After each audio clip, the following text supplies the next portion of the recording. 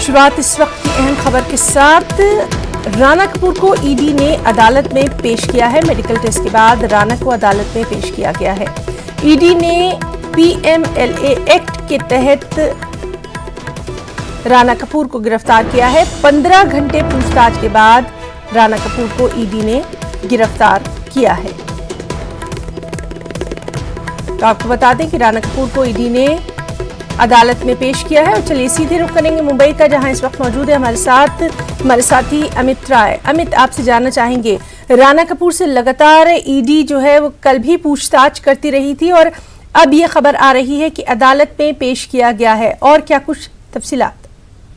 लेकिन इसी तौर पर राणा कपूर पे ईडी का शिकंजा जो है लगातार कटता चला जा रहा है। उनकी बीवी को भी सुबह जो है बुलाया गया था। लगभग 2.5 घंटे की पूछताछ जो है ईडी कार्यालय में उनसे की गई और अभी जो है वो ईडी दफ्तर से बाहर जो है निकली है। और इससे पहले जो है राणा कपूर को मेडिकल कराने के लिए जीटी अस्पताल ले जाएगा और जीटी अस्पताल से सीधा जो है ईडी के अधिकारी उन्हें सेशन कोर्ट लेके गए, जहां पर पीएमएलए कोर्ट है वहां पर उन्हें प्रोड्यूस किया गया है। दरअसल इन पर जो है डीएचएफएल से संबंधों का आरोप लगा था कि डीएचएफएल को करीब 3000 करोड़ का बैड लोन जो है इन्होंने दिया था और उसके बदले में जो है कपूर की पत्नी के खाते में जो है कथित तौर पर रिश्वत की रकम जो भेजी गई थी और अन्य अनियमितताओं के तहत जो है जांच एजेंसियां इनसे जांच भी कर रही थी। और एक और आरोप इन पर यह जुड़ा है कि कुछ अन्य लोगों से जुड़े धन शोषण के मामले में भी इनसे पूछताछ लगातार की गई। मैं आपको बताऊं कि शुक्रवार को इनके घर पे पूछताछ हुई, वहां पे रेड भी डाली गई। उसके बाद दिल्ली और मुंबई में जो इनके जो दूसरे लोग हैं, जो इनसे इनकी जो बेटियां हैं, उन तीनों के बेटियों के घर पर भी छापेमारी हुई। अब कल जो है दोपहर को ईडी दफ्तर में उन्हें बुलाया गया और लगभग 15 घंटों की पूछताछ के बाद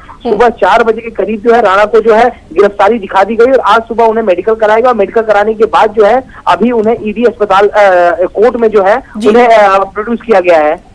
जी अमित, बहुत बहुत शुक्रिया अदा करना चाहेंगे और लगातार इस अहम खबर पर क्या कुछ अपडेट रहेगा उस पर भी हमारी नजर बनी रहेगी। यूपी से अहम खबर, लखनऊ में मुजाहिरीन के पोस्टर